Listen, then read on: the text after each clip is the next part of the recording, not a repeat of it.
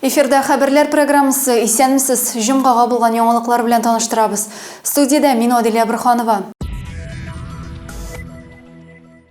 Бүген 27 сентябрь тәрбиячеләр көне. Бу һөнәрдә очраклы кешеләр була алмый.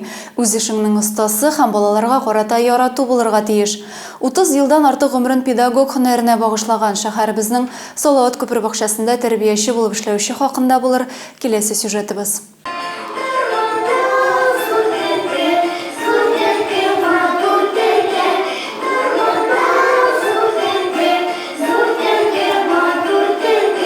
Һәр иртәдә Салават күпер балалар бакчасының өлкәннәр төркеменә йөрүче сабыйларны яраткан апалары Розалия Солтанова каршы ала. Нәниләрне үз баласы сыман яратучылар гына бу хезмәтне башкара ала. Сабыйларны үз иткәнгә булачак һөнәрен дә Розалия Рафаиловна балалар бакчасы белән бәйли. Кичкенәдән тәрбияче булу хыялы аны Минзәлә педагогика көллиятенә алып килә. Аннарысын югары уку йортына бетердем. 10 ел Чаллыда эшләгәннән соң үзебезнең зәйгә менә шушы балалар бакчасына Салават күперендә мин 21 ел балалар белән эшлим.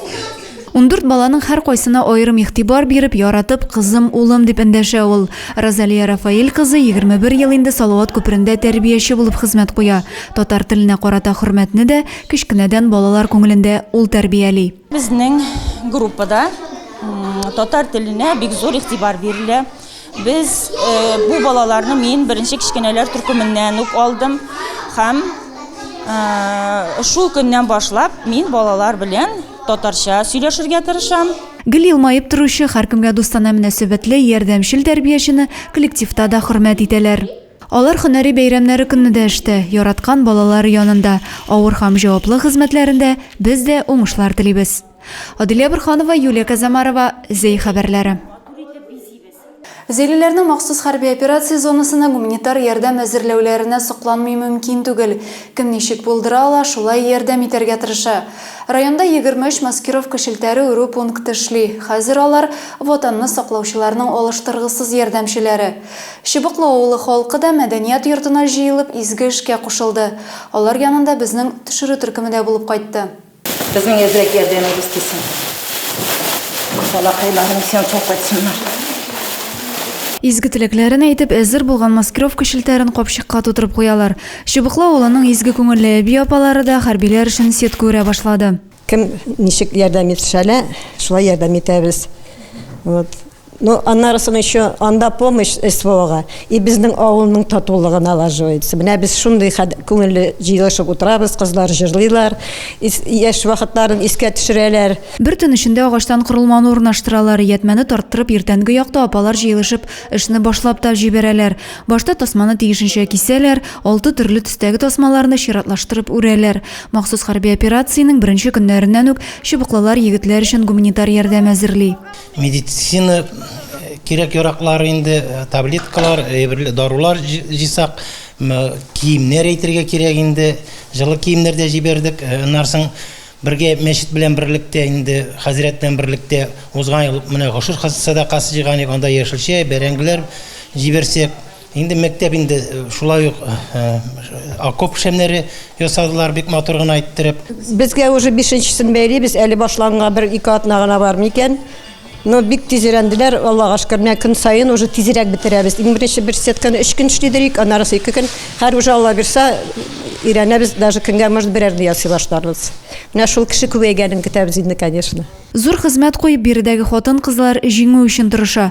Тик аларга эшче куллар җитми. Бу эшкә битараф булмаучыларны үз сафларында көтәләр. Аделя Бруханова, Юлия Казамарова, Зәй хәбәрләре. Сез мине кечерәсезме? Салкыннар җитү белән грипп, ОРВИ йоктыручылар да күзәтелә. Сезон башланганчы табиблар авырудан сакланырга киңәш итә.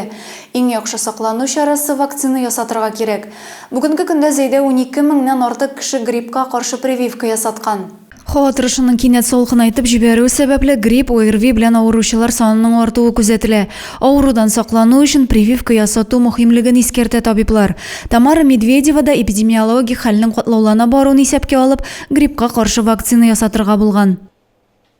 Каждый год прививаюсь от гриппа. Советую и вам тоже. От гриппа привилась. Увы, сколько ревакцинация. ВДО от клеща.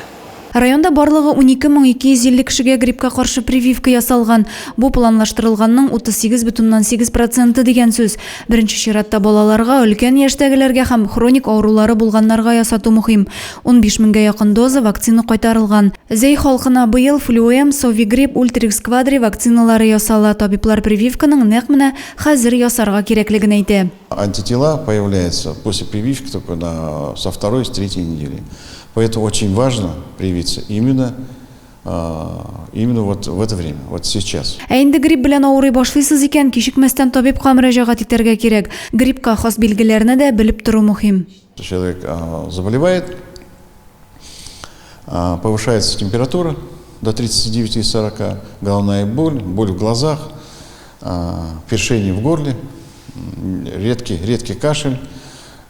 Кашель появляется при гриппе, где-то такой выраженный боль на 3-4 день. Гриппның киң таралу чорында профилактик чараларны куллануда уңай нәтиҗәләр бирәчәк ди табиблар. Кеше күп йөри торган урыннарга бармаска, барган очракта битлек кияргә, шәхси гигиенаны үтәргә һәм витаминнарга бай ризыклар кулланырга киңәш ителә.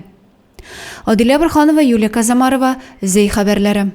Авыл халкы бар тырышлыгын куеп, яз җәй бакчасында яшелчәсен, җиләк җимешен үстерә. Матур итеп төрледән төрле чәчәк гөлләрен дә утырта. Ә хәзер шул эшнең нәтиҗәсе уңыш җыю вакыты. Имәнле баш авылында һәр хуҗалыкта диярлек кабак үстерәләр. Кем иң зур кабак үстергән, кайсы сагыннан иң тәмле ризык әзерләгән. Буларны Имәнле баш авылында узган кабак бәйрәмендә билгеләделәр.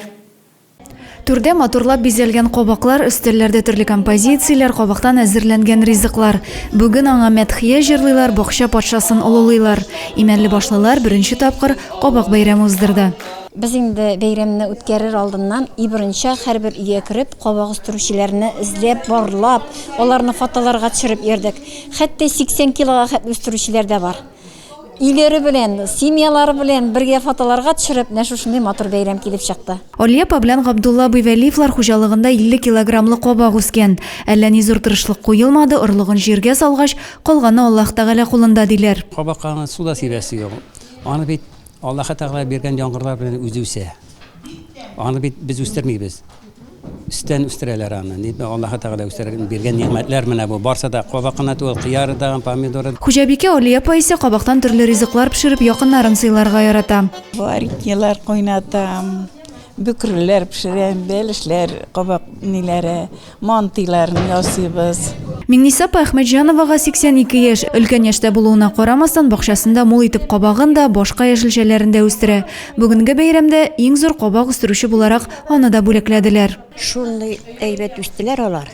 Искиткеч ул кабак тишелгәндәге матурлыкны күрсәң, мин әйтәм, менеп карагыда әле балалар кабаклар тишелгән бит, мин әйтәм, теге баштай. Гел искиткеч соклангыч алар менә. Имәнлебаш хуҗабикәләре кабактан ризыклар пешереп өстәл әзерләгән. Кабак бәлеше, кабак бөккәне, вареньедан алып кабак мантыена кадәр ясаганнар, согында чыгарганнар. Кичкенәләр мәктәп укучылары да бәйрәмгә зур тырышлык белән әзерләнгән. Мин бу композицияларны ясадым помидорлардан, кыярдан, төрле яшелчәләрдән һәм кабактан. Бу чәчәкләрне без әни белән үзебез үстердек. Кабакның өчен алгач, мин шунда оазис куйдым да, чәчәкләр белән тутырдым. Кабак җыйганда төшкән фотосурәтләр арасында мул уңыш конкурсы да уздырганнар. Бәйрәм авыл үзешчәннәре чыгышлары, матур сүзләр, җир бию белән үрелеп барды. Бакчада хезмәт кую үзе бер эш булса, ә монда әзерләнеп килү җимешеңне күрсәтү икеләтә хезмәт.